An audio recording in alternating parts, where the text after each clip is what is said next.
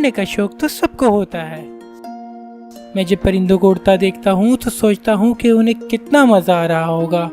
काश मैं भी उड़ सकता।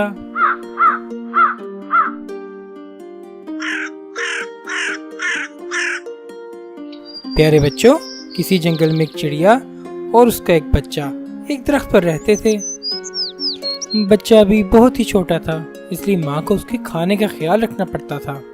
उसे बाहर की दुनिया देखने का बहुत शौक था। बच्चों, उसकी माँ को उससे बहुत प्यार था। उसे बाहर न जाने देती थी, हमेशा उसका रास्ता रोक लेती थी। जल्द ही बच्चे के पर निकल आए। अब उसकी माँ उसे खुद घोंसले से बाहर ले जाती। वो उसी दरख्त की टहनियों पर उड़ता फिरता जहाँ उसका घर था। अभी उसे दूर जाने की इजाजत नहीं थी। एक दिन जब उसकी माँ घर पर नहीं थी तो उसने सोचा कि क्यों ना वो बाहर की सैर कर आए। उसने एक उड़ान भरी और सैर को निकल गया। थोड़ी दूर जाकर वो वापस लौट आया। वो सैर करने के बाद बहुत खुश था। दोस्तों, जब चिड़िया वापस आई तो बच्चे ने अपनी सैर के बारे में उसे बताया। उसने बताया कि मैं बहुत तेज उड़ सकता हूँ। चिड़िया को बहुत गुस्सा आया। उसने बच्चे को डांट दिया और बताया कि उकाब हमसे बहुत तेज उड़ सकता है और सख्ती से कहा कि दोबारा बाहर मत जाना। बच्चों, जब एक दिन उसकी माँ खाना ढूंढने गई हुई थी तो वो सैर को निकल गया। उसको लग रहा था कि वो बहुत तेज उड़ रहा है। कोई भी परिंदा उस जितना तेज नहीं उड़ सकता। अचानक एक उकाब उसके ऊपर आ गया और उसको पकड़ लिया। बच्चों, चिड़िया का बच्चा अपने आप को उकाब के पंजों में बहुत बेबस महसूस कर रहा था। वो ये सोच भी नहीं सकता कि पर इतने बड़े भी होते हैं और कोई इतना तेज भी उड़ सकता है। बच्चों, हमें चाहिए कि हम अपने बड़ों की बात मानें। वो हमारा बुरा नहीं सोचते। हमें नुकसान हो तो उन्हें भी दुख होता है। अगर आपको हमारी ये कहानी पसंद आई है तो उसे अपने फ्रेंड में ज़रूर शेयर कीजिए और हमारा चैनल सब्सक्राइब करना ना भूलिएगा। अल्लाह हाफिज़।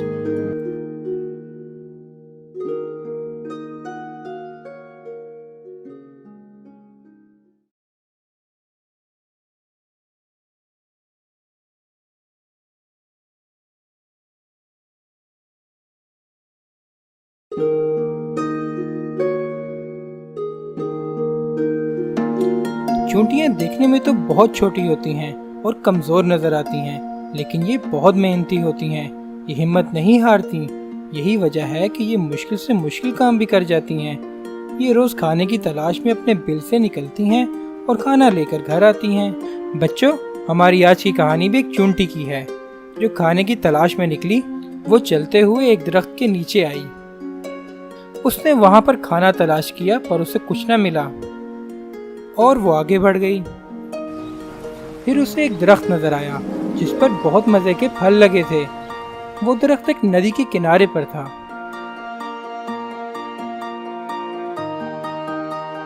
उसने सोचा कि आज मेरा खाना बहुत मजे का होगा।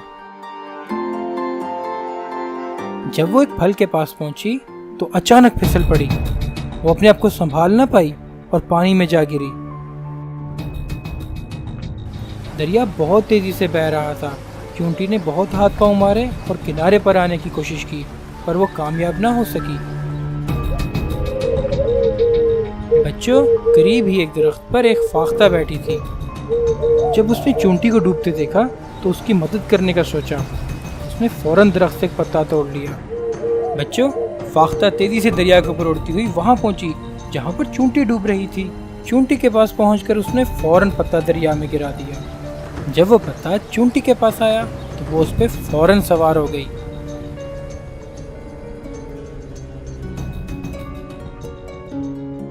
बच्चों, थोड़ी देर बाद वो पत्ता दरिया के किनारे पर आ गया। चूंटी को किनारे पर देखकर फाख्ता बहुत खुश हुई। चूंटी ने फाख्ता का बहुत शुक्रिया अदा किया क्योंकि उसने उसकी जान बचाई थी। बच्चों, कुछ अरसे बाद कहीं से एक शिकारी जंगल में आ गया। शिकार ढूंढते हुए अचानक उसकी नजर फाख्ता पर पड़ी। उसने फाख्ता का शिकार करने का सोचा। बहुत खामोशी से उसने अपनी बंदूक सीधी की और फाख्ता का निशाना लिया। चूंटी ये सारा मंजर देख रही थी। वो बहुत तेजी से आगे बढ़ी। उसने शिकारी की गर्दन पर काट लिया।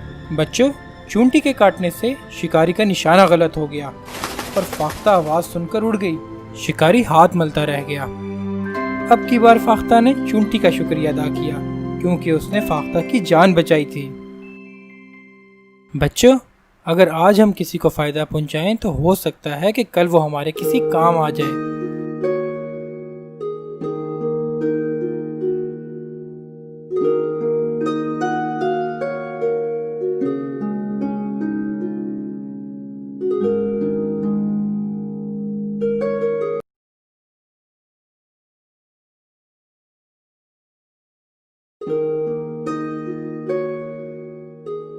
किसी नदी में बहुत सारी मछलियां रहती थी। जहां मछलियां हो वहां उनको शिकार करने वाले परिंदे भी आ जाते हैं। प्यारे बच्चों, एक दिन एक सारस एक नदी के करीब आया। उसे मछलियों से भरा हुआ तालाब बहुत पसंद आया। बच्चों, वो उसी नदी के पास रहने लगा। उसे जब भूख लगती वो नदी में मौजूद मछलियों का शिकार कर लेता। सारस रोज शिकार करता और अपना पेट भर लेता। वक्त गुजरता गया और सारस बूढ़ा हो गया।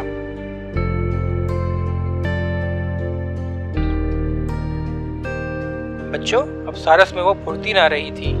मछलियां भी अब समझदार हो गई थी। उसने मछलियों का शिकार करने की कोशिश की और वो नाकाम हो गया। उसने कई दफा शिकार करने की कोशिश की और वो कामयाब ना हो सका। अब मछलियों को भी सारस से डरने लगता। मछलियां उसके पास आराम से घूमती। वो जानती थी कि सारस बूढ़ा हो चुका है। उसमें पहले जैसी फुर्ती नहीं रही। एक दिन सारस को उदास बैठा देखकर दरिया में रहने वाले जानवर और मछलियां उसके पास आईं। उन्होंने उससे उसकी उदासी की वजह पूछी। सारस ने कहा कि यहाँ से भी कुछ इंसान गुजरे हैं। वो कह रहे थे कि वो इस नदी को मिट्टी से भर देंगे। मैं सोच रहा हूँ यहाँ से चला जाऊं। मुझे इस बात का भी अफसोस है कि तुम लोग भी मर जाओगे। मछलियाँ, मेंढक और केकड़े जो उस तालाब में रहते थे ये बात सुन के बहुत घबरा गए। उन्होंने मिलकर मशवरा किया कि उन्हें अब तालाब से चले जाना चाहिए। वो सारस के पास आए और उससे कहा कि जिस नदी में तुम जा रहे हो वहाँ हमें भी ले जाओ। सारस ये बात सुन के दिल ही दिल में बहुत खुश हुआ। उसने कहा कि रोज मैं 2 मछलियाँ लेकर जा सकता हूँ। इस तरह सारस रोजाना 2 मछलियाँ ले जाता। वो रोज वापस आता और नदी में मौजूद मछलियों को बताता कि नई नदी बहुत बड़ी है, वहाँ मछलियाँ बहुत खुश रह रही हैं।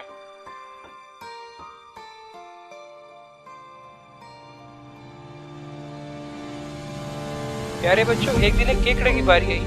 केकड़ा सारस की चोंच में पूरा नहीं आता था, इसलिए वो सारस की गर्दन पर सवार हो गया। सारस उसे लेकर उड़ गया। केकड़ा सारस की गर्दन पर सवार था। उसने कुछ दूर जाकर देखा कि जमीन पर बहुत सारी मछलियों के ढांचे पड़े हैं। वो ये देखकर हैरान हो गया। उसको सारस की सारी चालाकी समझ आ गई। इससे पहले कि सारस कुछ करता, उसने फौरन उसकी गर्दन दबा दी। उसी वक्त सारस जमीन पर गिरा और मर गया। प्यारे बच्चों, केकड़ा फिर वापस नदी की तरफ चल पड़ा। नदी में मौजूद बाकी मछलियों को जाकर उसने बताया कि सारस उन्हें धोखा देता रहा है। वो मछलियों को कहीं लेकर नहीं जाता था, बल्कि रास्ते में उन्हें खा जाता था।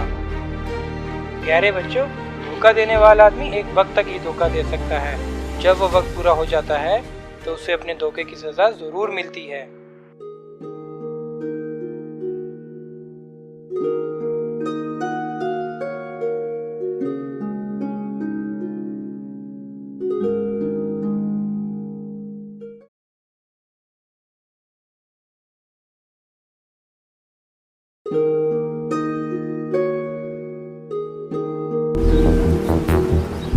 पुराने वक्तों की बात है कि एक जंगल में जानवर अमन के साथ रहते थे।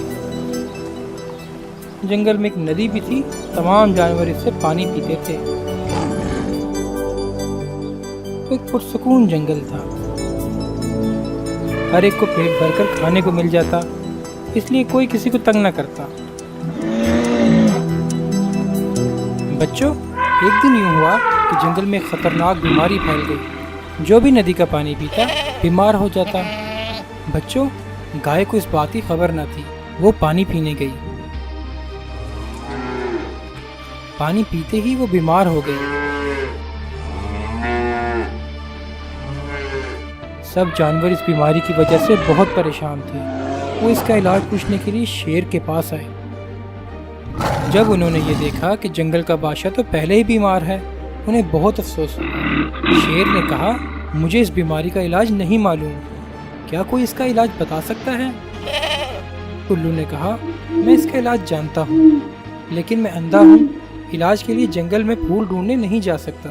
गधा बोला, तुम मुझे बताओ फूल कहाँ से लाने हैं, मैं ले आऊँगा। शेर ने कहा, ठीक है, अब गधा इस बीमारी का इलाज करेगा। और उल्लू से कहा, तुम गधे को इलाज बता दो, इस उम्मीद के साथ कि अब इस बीमारी का इलाज हो जाएगा। सब जानवर अपने घर को चले गए। बच्चों, गधे ने फिर उल्लू से कहा, हाँ बताओ कौन से फूल लाने हैं? उल्लू ने जवाब दिया, पहाड़ के ऊपर नीले फूल हैं, 10 वो लाने हैं। फिर नदी के पास गुलाब के फूल हैं, 10 वो लाने हैं। इसके बाद 10 सफ़ेद जंगली फूल, इनको मिक्स करके दरिया में डाल देना, बीमारी खत्म हो जाएगी। बच्चों, गधा पहाड़ पर गया।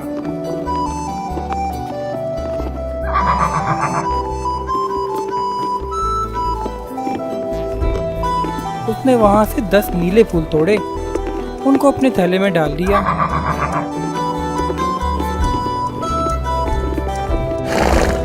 इसके बाद वो नदी पर गया।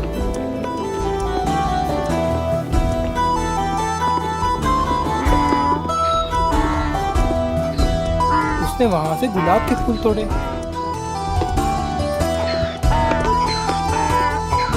इसके बाद वो सफेद जंगली फूल ढूंढने निकला।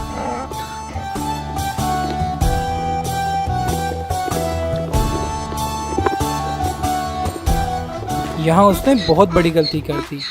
उसने सफेद की जगह ऑफवर्ड फूल तोड़ दिए, जिनमें जहर था।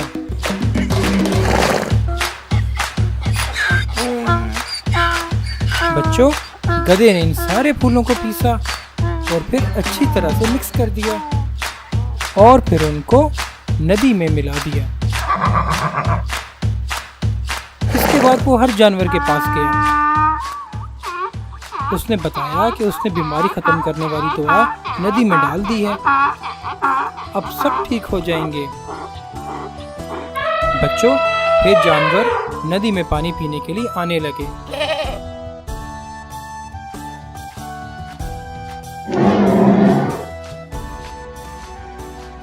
चूंकि इस दवा में एक जहरीला फूल भी मिक्स था, इसलिए अगले दिन बहुत से जानवर मरने लग पड़े।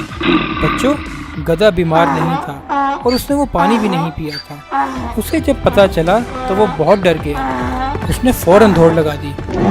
उसको दौड़ता देखकर सारे जानवर उसके पीछे दौड़ने लगे।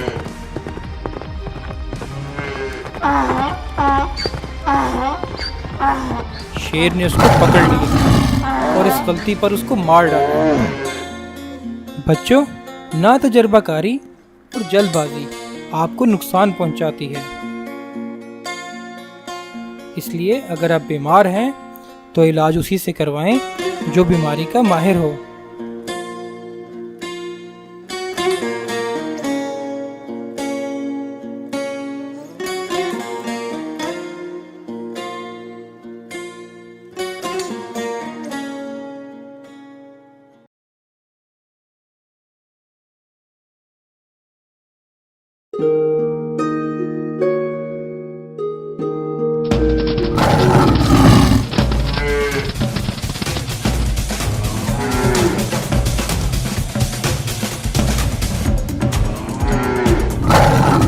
प्यारे बच्चों, किसी जंगल में एक ताकतवर शेर रहता था। उसको हर वक्त भूख लगी रहती थी। वो दौड़ता भी बहुत तेज था, उससे कोई बच ना पाता था। शिकार करने के बाद वो उसे मजे से चट कर जाता। जंगल के जानवर उससे डरते भी थे और बहुत तंग भी थे।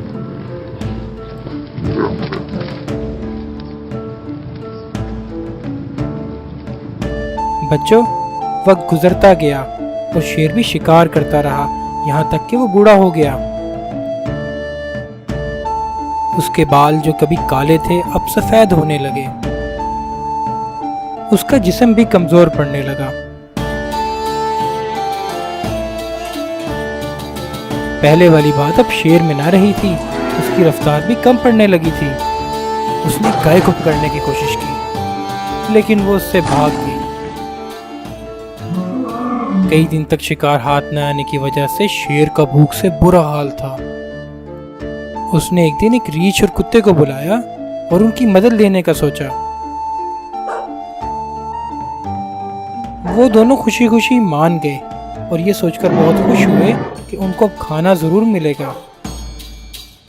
अब के बार उन्होंने मिलकर घेरा डाला।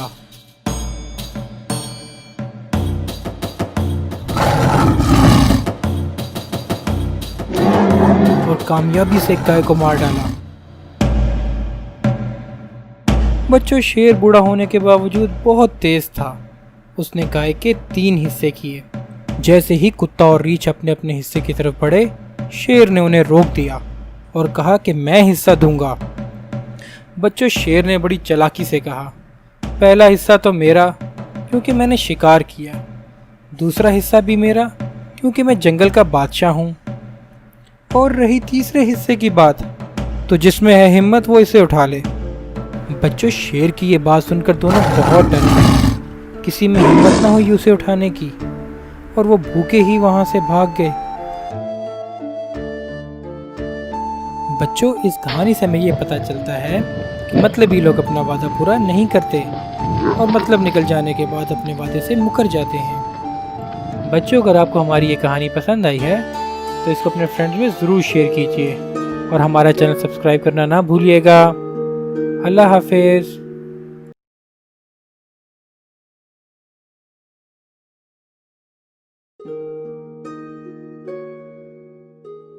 एक दफा का जिक्र है कि एक बकरी जंगल में अपने जानवर से बिछड़ गई।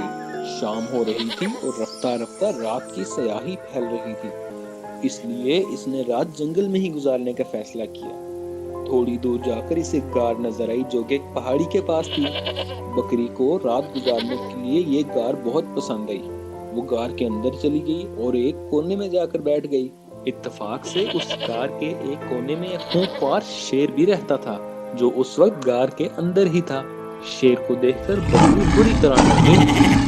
अब वो गार से भागकर ज्यादा दूर भी नहीं जा सकती थी क्योंकि बाहर बहुत अंधेरा हो चुका था और दूसरे जंगली जानवरों का भी उसको डर था। फिर अचानक ही बकरी के दिमाग में एक तरकीब आई।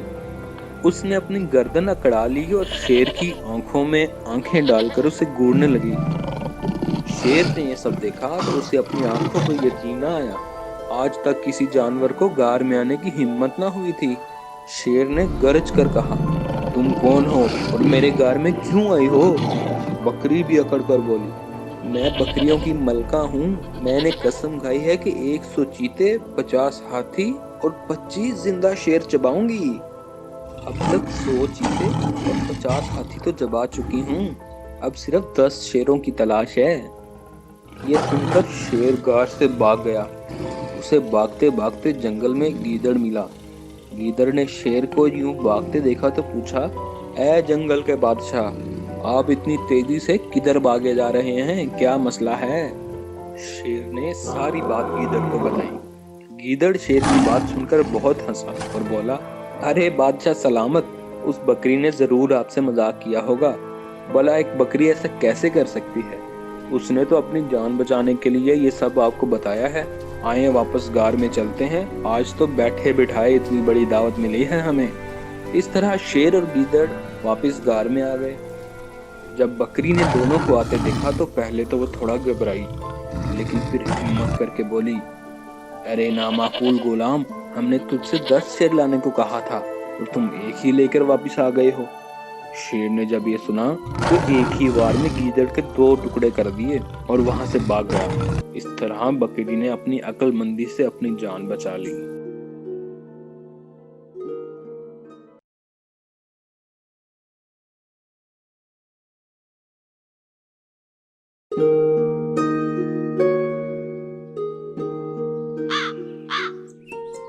प्यारे बच्चों, तमाम परिंदे खाने की तलाश में रोज़ाना घोंसले से निकलते हैं। मैं भी बाहर जाता हूँ, ज़रूरी नहीं रोज़ाना खाना मिल जाए। कभी खाना मिलता है और कभी नहीं, और कभी हमें भूखा ही वापस आना पड़ता है। दोस्तों, एक दिन सुबह मैं अपने घर से निकला अभी कुछ ही दूर गया था कि मैंने एक शिकारी को ज़मीन पर जाल बिछाते देखा। डर के मारे मैं एक दरख्त पर बैठ गया और सोचने लगा कि आज कोई परिंदा ज़रूर पकड़ा जाएगा। जाल लगाने के बाद इसने जाल में दाना डाला, फिर दूर एक दरख्त के पीछे जाकर छुप गया। थोड़ी देर बाद मैंने देखा कि कुछ कबूतर वहां से गुजरे।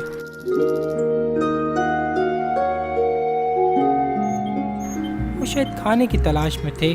जब उनकी नज़र दानों पर पड़ी तो वो ज़मीन पर उतर आए।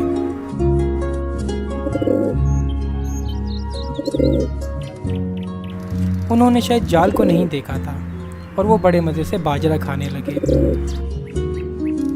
दाने खाकर जब उन्होंने उड़ने की कोशिश की तो उनके पंजे जाल में फंस चुके थे। कबूतर डर कर फड़फड़ाए। फिर उनमें से एक अक्लमंद कबूतर बोला, सब मिलकर जाल को ऊपर की तरफ खींचो।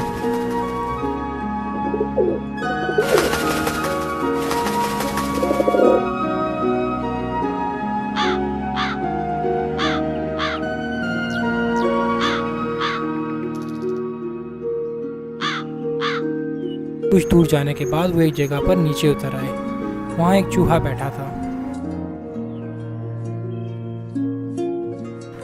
कबूतरों को अपनी तरफ आता देखकर चूहा सारा मामला समझ गया। चूहे ने अपने दांतों से उनका जाल कुतर डाला और वो सब आज़ाद हो गए। इस कहानी से हमें ये पता चलता है कि मुश्किल चाहे कितनी ही बड़ी क्यों ना हो, अगर मिलकर काम किया जाए तो मुकाबला किया जा सकता है। दोस्तों, अगर आपको हमारी कहानी पसंद आई है तो इसको शेयर ज़रूर कीजिए और चैनल सब्सक्राइब करना ना भूलिएगा। अल्लाह हाफिज़।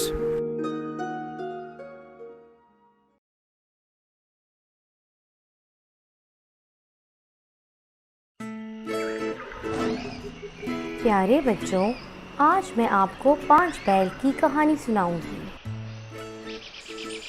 दरियाए जेहलम के करीब एक बहुत बड़ा जंगल था और उस जंगल में तरह तरह के जानवर और परिंदे रहते थे। इसके अलावा वहाँ 5 बैल भी रहते थे, जिनका रंग तो अलग अलग था, मगर वो आपस में भाई भाई थे। तमाम बैल आपस में मिलजुल कर रहते थे और ये इनके लिए ज़रूरी भी था, क्योंकि जंगल के तमाम परिंदों की नज़र उन पर रहती थी और जब भी वो उन पर हमले की नियत करते तो 5 बैल डटकर उनका मुकाबला करते और अपनी तेज़ नोकीले सींगों से उनको मार भगाते। आखिर एक दिन उन सब ने एक मीटिंग की और वो उन बैलों को चट करने की तजवीज़ सोचने लगे और सब ने ये बात मान ली कि जब तक इनमें इत्तेहाद है, इनका शिकार नहीं किया जा सकता। इस मीटिंग में लूमड़ी भी शरीक थी और जैसा कि आप सब जानते हैं कि गीदड़ और लूमड़ी शेर के झूठे शिकार पर गुजारा करते हैं। लूमड़ी भी इन बैलों का गोश्त खाना चाहती थी, इसने शेर की इजाज़त से इन बैलों में फूट डालने की ठान ली। अगली सुबह लूमड़ी घूमती घामती उन 5 भाइयों के करीब पहुंची। उनमें से 4 उस वक़्त चल रहे थे और एक ऊंची जगह पर खड़ा होकर पहरा दे रहा था।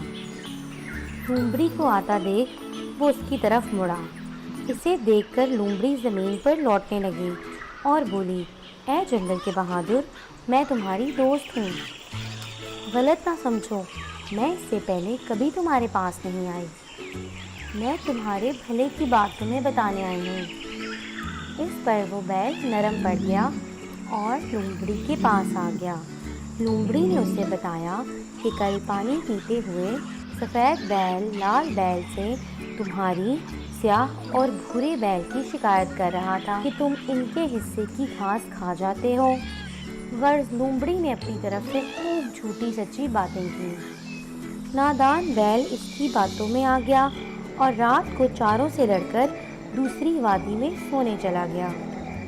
अगले रोज़ लूमड़ी ने इसी किस्म की बातें दूसरे बैल को भी कहीं और वो लड़ने लगा।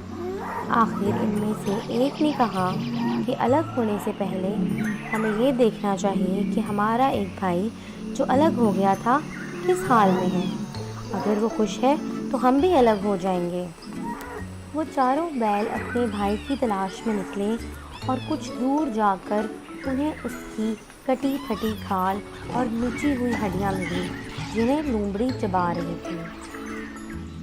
चारों बैल लूमड़ी की चाल समझ गए। इससे पहले कि लूमड़ी भागती, उन्होंने लूमड़ी को घेर लिया और मार डाला। चारों बैल अपने भाई की याद में खूब रोए और उन्होंने आइंदा मिलकर रहने का वादा किया और उसके बाद कोई भी उन्हें अलग ना कर सका। सबकी नज़र में इनकी बहुत इज्जत थी और सब इनसे डरते थे। प्यारे बच्चों, इसीलिए कहते हैं कि इत्तेफाक में बरकत है। लड़ाई झगड़े से कभी कुछ हासिल नहीं होता और मिलजुल कर रहने में ही हमारी बकाओ सलामती है।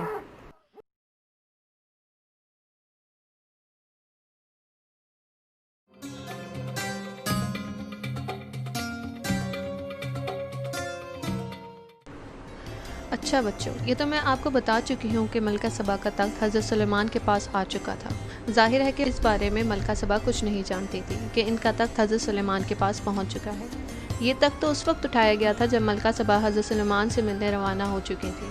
फिर हज़रत सुलेमान ने एक और काम किया। उन्होंने हुक्म दिया कि इस तख्त में कुछ तब्दीलियाँ कर दी जाएँ ताकि मलका सबा इसे पहचान ना सके।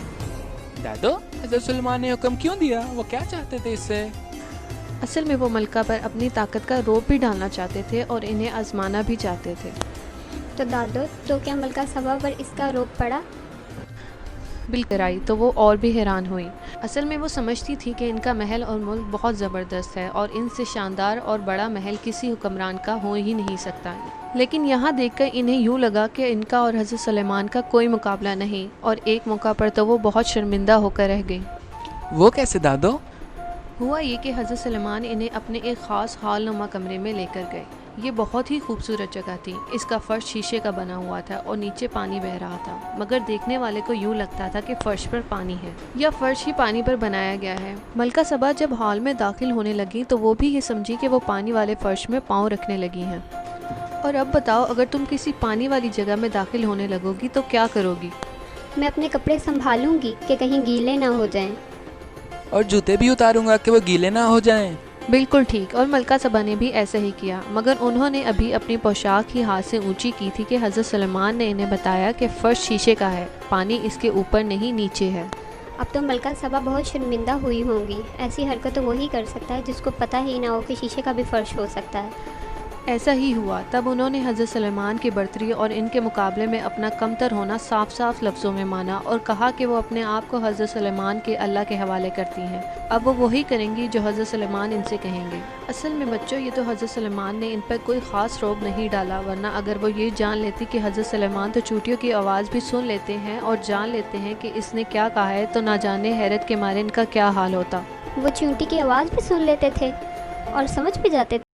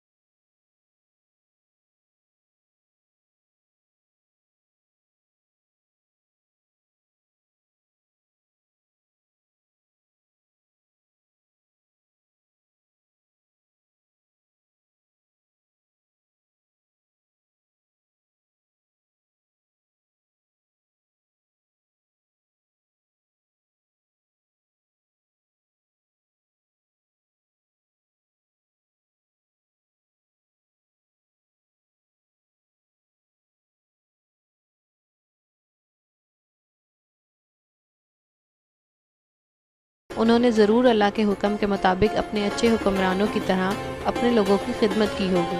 लोग भी इनकी तरह मुसलमान हो गए होंगे। असल में हज़रत सलेमान का यही मकसद था। वो ये हरगिज़ नहीं चाहते थे कि मलका सबा इनकी शानदार हुकूमत की वजह से इनसे शादी कर ले। अल्लाह के नबी ऐसी ख्वाहिश नहीं करते, वो लोगों का ज़्यादा से ज़्यादा फ़ायदा चाहते हैं। अल्लाह के नबियों का असल मकसद ये होता है कि वो ज़्यादा से ज़्यादा लोगों तक अल्लाह का पैगाम पहुँचाए, और यही कुछ हज़रत सलेमान ने किया। हाँ दादी जान, आप ठीक कहती हैं। और आपको अब तक की कहानी से तो ये पता चल ही गया होगा कि हज़रत सलेमान का ज़माना बहुत अजीब था। लोगों के पास बड़ी अनोखी ताकतें थी। खुद इनके फ़ौज में परिंदे, जानवर, जिन वगैरह शामिल थे। इनके पास बड़े बड़े बहरी जहाज़ थे। इनके बादबान थे। ये बादबान कपड़े के बड़े बड़े झंडे होते हैं। इनको हवा के रुख बांध दिया जाता है तो बहरी जहाज़ हवा की ताकत की वजह से बड़ी तेज़ी से चलते हैं। और फिर लोहे और तांबे को इस जोन में पिघलाने का काम भी इनके लोग जानते थे।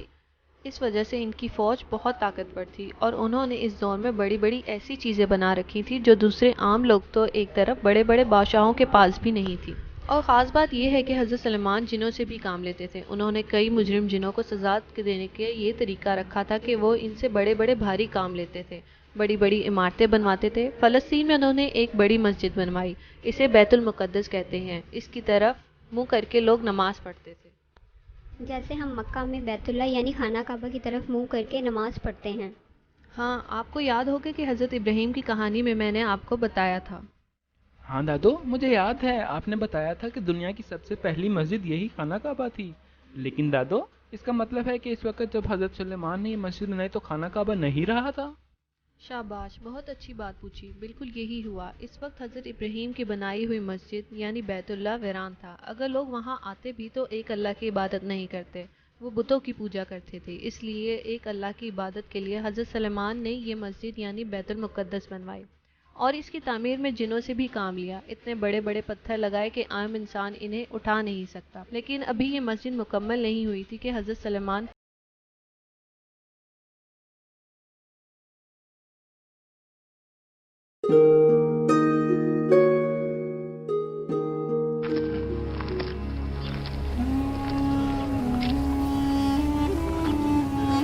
रात का वक्त था।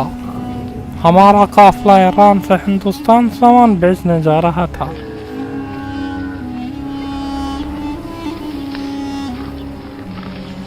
मुझे आज भी वो रात याद है। हम राजस्थान के सहरा से गुजर रहे थे।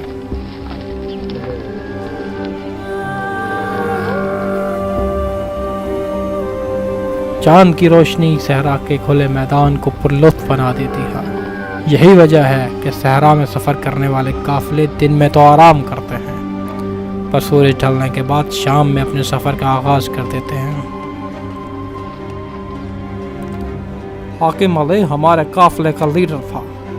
वो पिछले 20 सालों से इस रास्ते पर सफ़र कर रहा था, इसलिए हमने उसे लीडर चुना था। हमें सहराई जानवरों का भी ख़तरा था, इसलिए हाकिम अली ने अपने पास एक तलवार रखी थी। हम चलते चलते एक बस्ती के करीब आ पहुंचे थे।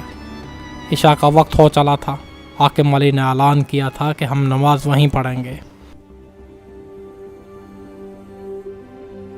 उमर हयात जो इस काफिले में छोटा था फौरन बोला, मैं पहले अजान देना चाहता हूँ। यह उमर हयात का पहला सफ़र था। वो भी नातजुर्बाकार था। उसकी आवाज़ में अजान कुछ मुनासिब न थी, लेकिन उसे अजान देने का शौक़ बहुत था। हाकिम अली के मना करने के बावजूद उमर हयात ने अजान दे डाले। हमने देखा कि बस्ती के कुछ लोग घरों से बाहर निकल आए हैं, लेकिन इनकी तरफ हमने तवज्जो ना दी और नमाज पढ़ने लगे। सलाम फेरने के बाद एक आदमी बस्ती से हमारे पास आया। उसके हाथ में एक थाल था।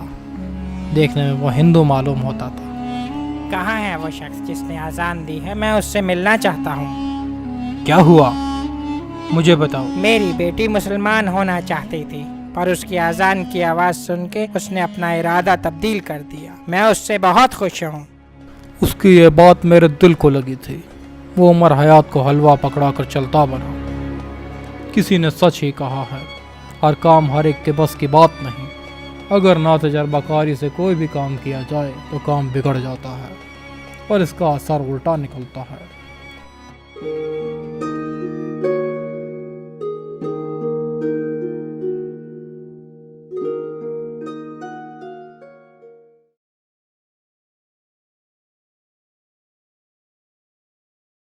प्यारे बच्चों, एक दफ़ा का जिक्र है कि दरियाए कुनहार के किनारे एक छोटी सी रियासत थी।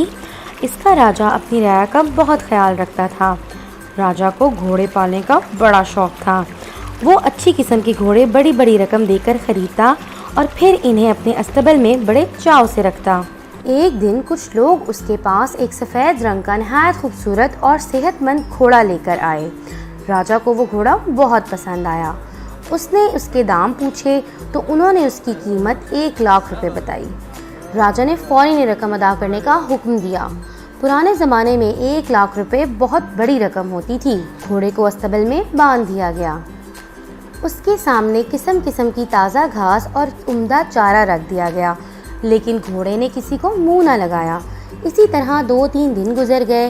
राजा को भी फिक्र हो गई। वो सुबह शाम इसे देखने आता। सालोत्री यानी जानवरों के डॉक्टर ने भी सारे जतन कर डाले, मगर घोड़े ने तिनका भी मुंह में नहीं पकड़ा।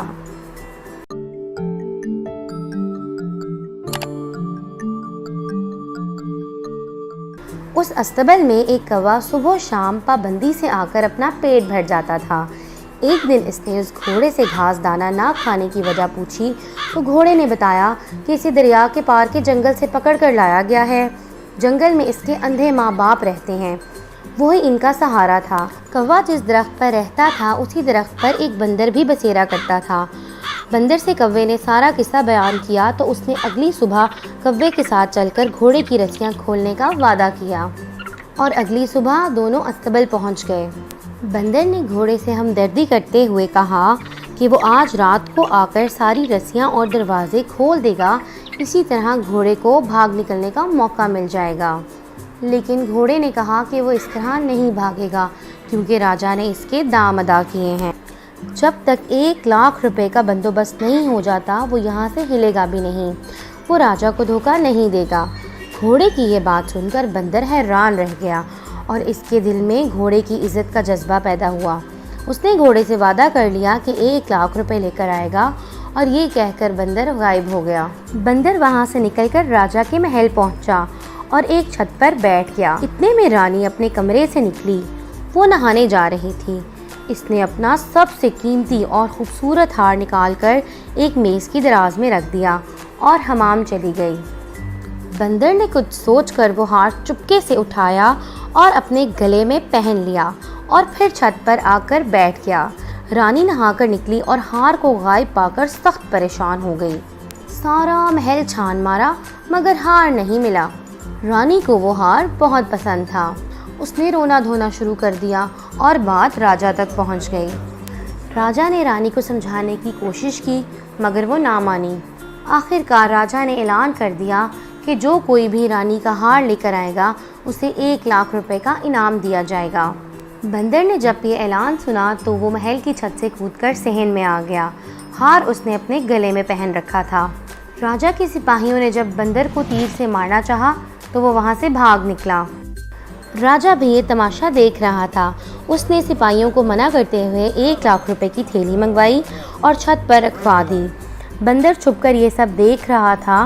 वो थैली के करीब पहुंचा, थैली उठाई और हार को वहां रखकर गायब हो गया। अगली सुबह घोड़ा अस्तबल से गायब था और इसकी जगह 1 लाख रुपए की थैली रखी हुई थी। घोड़े के साथ बंदर और कौवा भी हो लिया। तीनों ने मिलजुल कर रहने का फैसला कर लिया था। तीनों दोस्त घोड़े के घर पहुँचे। घोड़े के माँ बाप का बुरा हाल था। फिर सब इनकी खिदमत में लग गए और हंसी खुशी मिलजुल कर रहने लगे।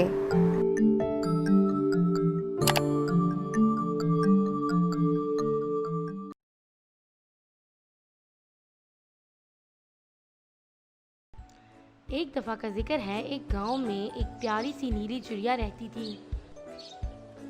हुआ कुछ यूं, एक दिन वो चिड़िया एक तार पर आकर बैठी कि अचानक वहाँ एक कौवा आ गया। चिड़िया बहन, तुम्हारे रंग कितने खूबसूरत हैं। तुम हटो यहाँ से, तुम्हें तो मेरे रंग पसंद आने ही हैं। तुम्हारा अपना रंग जो काला स्याह और मैला सा है। चिड़िया बहन, ऐसे तो ना बोलो ना, मुझे भी इसी खुदा ने बनाया है जिसने तुम्हें बनाया है। अच्छा, जाओ यहाँ से। चिड़िया को अपनी खूबसूरती पर बड़ा नाज था और उसने कौवे का दिल भी दुखाया था। गली में 2 बच्चे खेल रहे थे कि अचानक एक बच्चे की नज़र उस नीली चिड़िया पर पड़ी आओ इस चिड़िया को पकड़ते हैं। चलो मैं इसमें अपने रंग करूँगा। हाँ ठीक है, बड़ा मजा आएगा, इसके रंग और प्यारे हो जाएंगे। एक बच्चे ने पत्थर मारा और नीली चिड़िया नीचे गिर पड़ी। दोनों बच्चे मिलकर उसमें रंग करने लगे। अचानक एक बच्चा बोला, ये तो बुरी लगने लग गई है। हाँ चलो इसको छोड़ देते हैं। बेचारी चिड़िया का बुरा हाल हो गया था। वो बहुत बदसूरत लगने लग गई थी। इसका रंग भी काला हो गया था।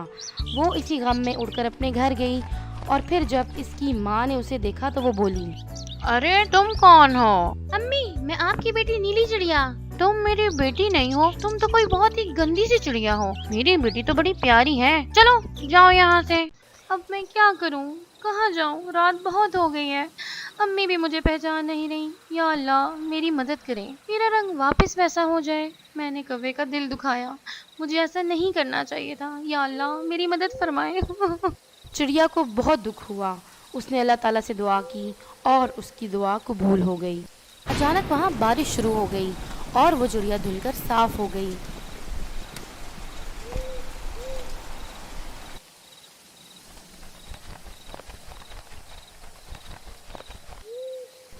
प्यारी बेटी तुम कहाँ थी? चिड़िया ने सारी कहानी अपनी अम्मी को सुनाई। प्यारी बेटी, हर चीज अल्लाह ने बनाई है। किसी का रंग अच्छा और बुरा होने में इसका अपना कोई अमल दखल नहीं है। कभी भी किसी को बुरा नहीं समझते। जी जी अम्मी, मैं आइंदा ऐसे कभी नहीं करूँगी।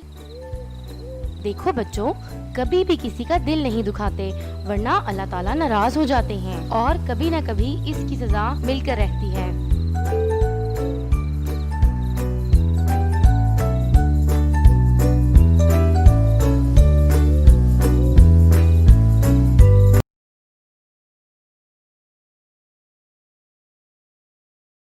प्यारे बच्चों, एक जंगल में बंदरों की एक टोली रहती थी। इस टोली में 2 बच्चे भी थे। वो इतने शरारती थे कि इनके माँ बाप भी इनसे बहुत ज़्यादा तंग थे। इसी जंगल में एक नन्हा ज़राफ़ा भी रहता था। वो बहुत ही सीधा साधा और भोला भाला था। एक मर्तबा चरते चरते वो जंगल के इस हिस्से में आ गया जहाँ बंदरों की ये टोली दरख्तों से फल और पत्ते तोड़ तोड़ कर खाने में मगन थी। दोनों छोटे शरारती बंदरों ने ज़राफ़े को देखा तो इन्हें हैरत होने लगी, क्योंकि इन बंदरों ने कभी ऐसा कोई जानवर नहीं देखा था। एक बच्चे ने कहा, देखो तो कितना अजीबो-गरीब जानवर है, आओ इसे छेड़ते और सताते हैं। दोनों बंदर कूदते फलांगते उस दरख्त के पास पहुँचे जिसके नीचे नन्हा ज़राफ़ा खड़ा घास खा रहा था। दोनों शरारती बंदर एक दरख्त की शाख पर बैठे और उन्होंने ज़राफ़े से कहा, ए लंबू, तेरा क्या नाम है? ज़राफ़े ने बड़ी नरमी से कहा, मैं ज़राफ़ा हूँ, क्या मुझसे दोस्ती करोगे? तुम दोनों के क्या नाम हैं? दोनों बंदर खिलखिलाकर हंस पड़े और कहने लगे, तुझसे हम क्यों दोस्ती करने लगे? कितना बदसूरत है तू, मीनार के जैसी गर्दन और सीढ़ी के जैसे पैर। हमें नहीं करनी ऐसे बेढंगे जानवर से कोई दोस्ती। इतना कहकर दोनों बंदर ज़राफ़े को चढ़ाने लगे।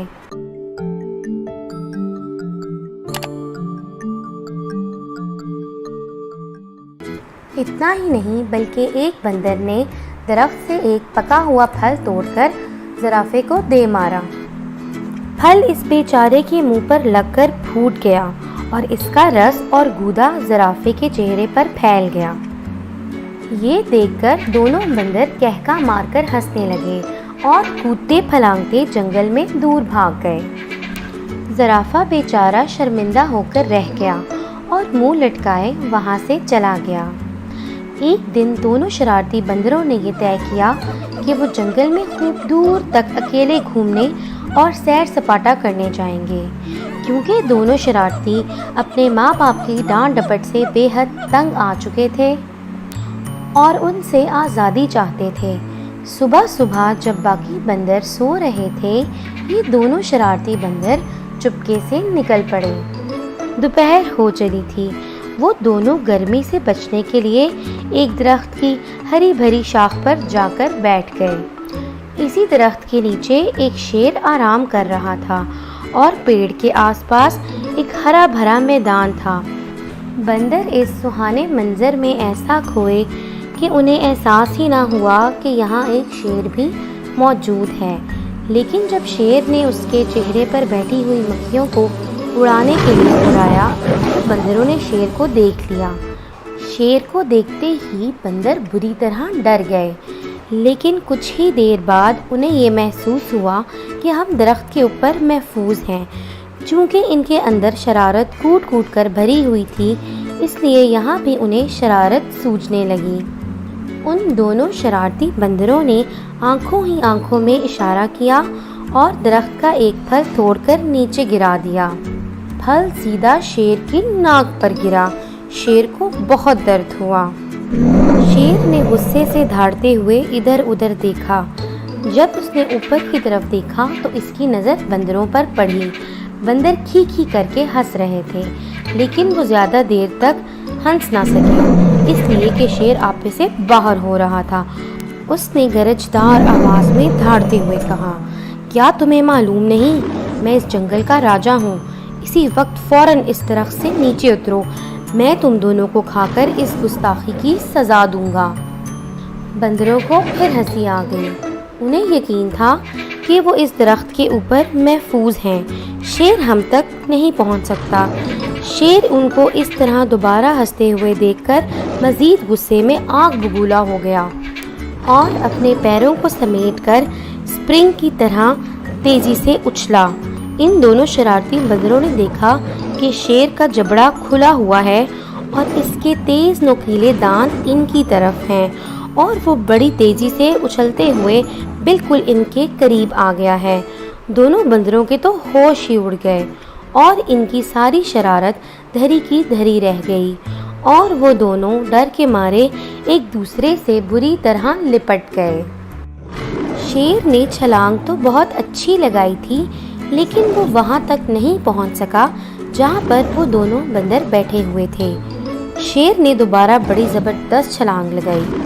बंदरों की हालत बड़ी पतली हो गई थी और अब वो इनके बहुत करीब पहुँच गया था।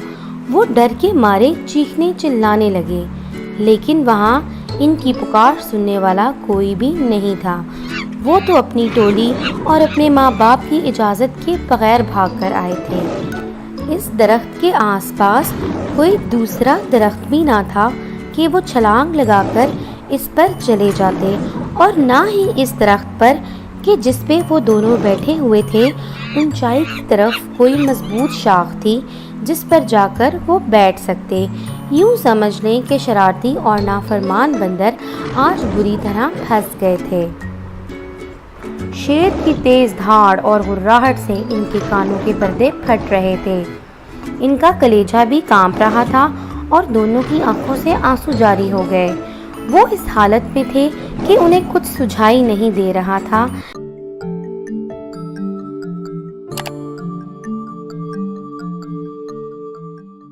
वो इस हालत में थे कि उन्हें कुछ सुझाई नहीं दे रहा था कि यकायक इनके कानों में धीमे से आवाज़ आई कि घबराओ मत, मैं तुम दोनों को यहाँ से निकाल कर ले जाऊँगा। चुपके से मेरी गर्दन के सहारे मेरी पीठ पर उतर आओ।